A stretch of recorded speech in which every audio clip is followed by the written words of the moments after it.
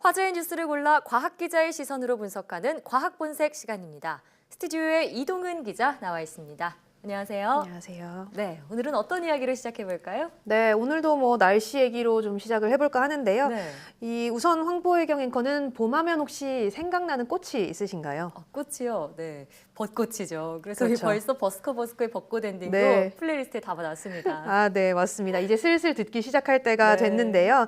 벌써 이 꽃이 피기를 기다리시는 분들 많을 겁니다. 예. 이 벚꽃이 필 날이 실제로 이제 얼마 남지가 않았습니다. 네, 정말 곧 있으면 전국에서 하나둘씩 벚꽃 축제가 열리게 될 텐데 언제쯤 벚꽃이 필까요? 네, 우선 가장 빨리 피는 곳은 제주도겠죠. 네. 이 2주 정도 남았는데요. 3월 21일 정도면 제주도에는 벚꽃이 필 것으로 보이고요. 네.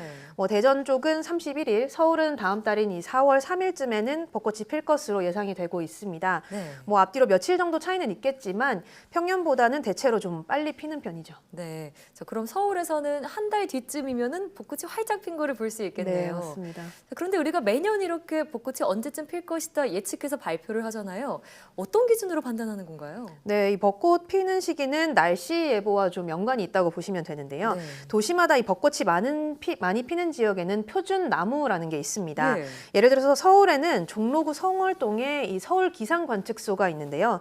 여기에 있는 표준 벚나무에 꽃이 3송이 이상 피면 공식적으로 벚꽃이 폈다고 보는 겁니다. 예. 또 이 서울의 대표적인 벚꽃 명소하면 바로 여의도겠죠. 네. 이 국회의사당 뒤에 보면 표준 나무가 3그루가 있는데요.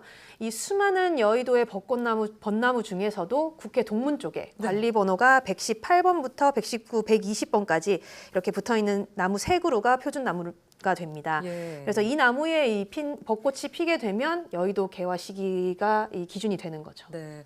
그럼 그냥 제가 사는 아파트 단지에 벚꽃이 폈다. 그래서 네. 서울에 이제 벚꽃이 필 것이다. 이렇게 예측할 수는 없다. 이런 그렇죠. 말씀이네요. 자, 그러면은 벚꽃 피는 날짜도 이런 표준 나무가 기준이 되는 건가요? 네, 맞습니다. 이 기준을 바탕으로 예측을 하게 되는 건데 매년 이 기록을 해 오니까 여기다가 이제 해마다 기후 변화에 따라서 네. 기온 자료를 더하게 되면 봄꽃 피는 시기를 예측을 할 수가 있는 거죠. 그렇군요. 자, 그런데 꽃이 매년 거의 비슷한 시기에 피잖아요. 그런데 저는 이거를 어떻게 알고 꽃이 이 시기마다 피나 이런 네. 생각이 들더라고요. 맞습니다.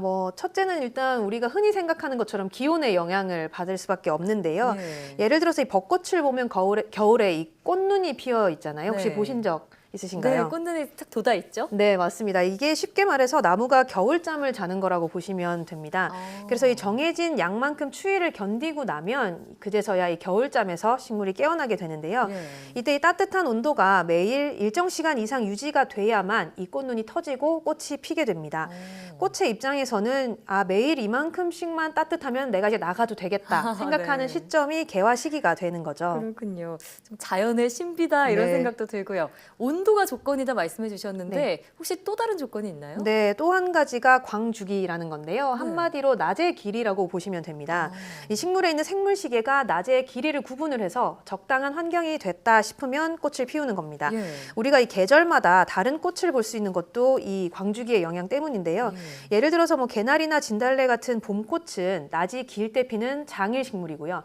코스모스나 국화는 낮의 길이가 짧아지는 가을에 피는 대표적인 단일 식물입니다. 그렇군요. 그러니까 봄꽃과 가을꽃이 낮의 길이에 따라서 좌우가 되는 거였군요. 네, 맞습니다. 네. 그럼 정리를 해보면 식물이 온도나 광주기, 그러니까 낮의 길이에 따라서 스스로 꽃을 피우게 된다 이런 말씀이군요. 네, 맞습니다. 그리고 여기에 이제 호르몬이 작용을 하게 되는데 예. 식물이 생물 시계를 이용을 해서 적당한 때를 인지를 하고 나면 이 개화를 유도하는 호르몬인 플로리겐이라는 호르몬을 분비를 하게 됩니다. 예. 이 플로리겐이라는 호르몬이 좀 독특한데요. 이걸 발견하는데 무려 70년이 걸렸다고 합니다. 이 호르몬 하나 발견하는데 70년이나 걸렸다고요? 네, 그렇습니다. 이 생김새 자체가 일반적인 호르몬과는 좀 거리가 있기 때문인데요. 네. 일반적으로 이 호르몬은 혈관을 따라 쉽게 움직일 수 있을 만큼 크기가 아주 작습니다. 예. 그런데 이 플로리겐은 이 분자의 입자 자체가 훨씬 크다고 해요. 그래서 단백질 수준의 크기이기 때문에 과학자들이 이 물질은 호르몬이 아닌가 보다 이렇게 생각하고 발견을 못했던 거죠. 너무 커서요. 네. 그러면 어떻게 발견하게 됐어요? 이 플로리겐의 존재를 확인하게 된 게 접붙이기 실험 점 때문인데요. 예. 이 낮이 짧아지면 꽃이 피는 앞서 말씀드린 단일 식물에 같은 조건에서는 꽃이 필 수 없는 장일 식물을 접붙이기를 해봤습니다. 네. 그랬더니 이 장일 식물의 가지 끝에서도 꽃이 핀 겁니다. 예. 그러니까 이 플로리겐 호르몬이 줄기를 타고 이동을 해서 이 장일 식물에서 꽃을 피운 것으로 이제 확인이 된 건데요. 아. 이후에도 이 식물의 개화 유전자에 대한 연구는 계속 이어져 왔고요. 이후에 이제 플로리겐 호르몬과 꽃이 피는 원리에 대해서는 이 과학적인 실마리가 점점 더 풀리게 된 거죠. 네. 그러면 뭐 온도나 광주기 외에도 호르몬이라는 좀 더 과학적인 근거가 있으니까 언제 꽃이 필 것이다 좀 더 정확하게 예측할 수 있게 된 거네요. 네, 그런데 뭐 한 가지 좀 변수가 있기는 합니다. 예. 이 호르몬의 기능도 어디까지나 이 온도, 광주기 이렇게 기후 변화에 영향을 받게 되는 건데 예. 이제는 날씨를 예측하는 것 자체가 좀 어려워지고 있습니다. 혹시 작년 이맘때쯤 벚꽃 축제 시즌 혹시 기억을 하시나요? 네, 축제 시작도 하기 전에 이미 꽃이 펴버려서 좀 네, 낭패였죠. 맞습니다. 이 예상과 완전히 피는 시기가 어긋나면서 네. 전국의 이 벚꽃 축제가 좀 엉망이 된 적이 있었는데 네. 이 3월 내내 이상 고온이 이어지면서 이 평년보다 열흘 이상 꽃이 피어버린 지역이 생겨나는 겁니다. 이렇게 예측할 수 없는 기후 변화가 네. 자꾸 찾아오게 되면 아무래도 이 개화 시기도 점점 더 예측하기가 힘들어지겠죠. 네, 올해는 이 꽃 없는 축제다 이런 오명을 피할 수 있기를 네. 바라겠습니다. 다음 소식으로 넘어가 볼까요? 네, 이 3월 8일이 세계 여성의 날입니다. 예.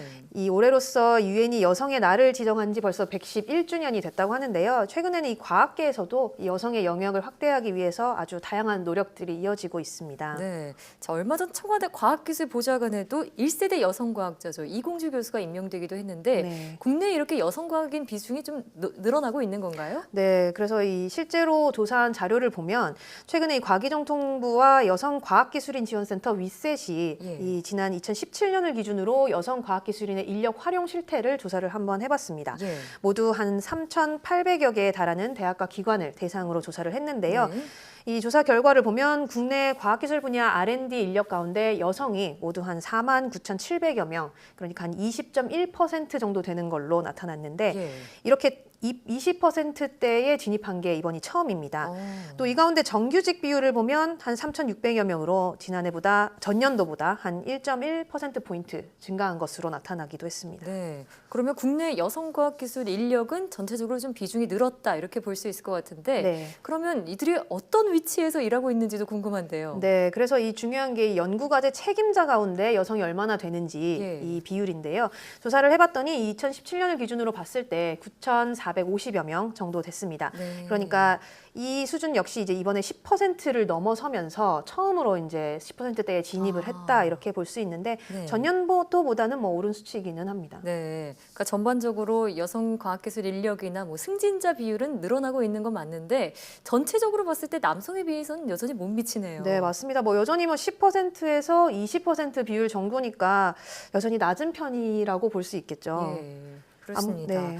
자, 아무래도 여성의 경우에는 뭐 출산도 있고요, 육아 문제도 있기 때문에 다시 일자리로 돌아오는 게 좀 힘들어서 그런 게 같지 않나 싶어요. 네, 맞습니다. 뭐 우선은 이 육아와 출산 때문에 아예 이제 경력이 단절되기 전에 이미 예. 육아와 출산을 포기하는 경우도 굉장히 많기도 하고요. 예.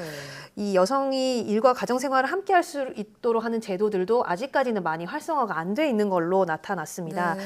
사실 이런 제도가 법적으로 의무화될 때와 그냥 자유를 맡길 때 굉장한 차이를 보였는데 법적으로 의무일 때는 이 운영률이 93.8%에 달했습니다. 예. 그런데 이 자율에 맡겼더니 전체 기관 중에 한 절반 정도밖에 이 운영률을 미치지 못했는데요. 아. 이 직장 어린이집 같은 경우도 설치 의무가 있는 기관도 한 70% 정도밖에 운영을 하지 않는 걸로 나타나면서 예. 여전히 여성을 위한 인프라가 아직까지는 좀 많이 부족하다 이렇게 볼 수 있을 것 같습니다. 네, 여성 과학기술 인력을 좀 더 장기적으로 확보하고 키우려면 일과 가정이 양립할 수 있도록 의무적으로 제도화하는 그런 방안이 나와야겠습니다. 네. 오늘 말씀 잘 들었습니다.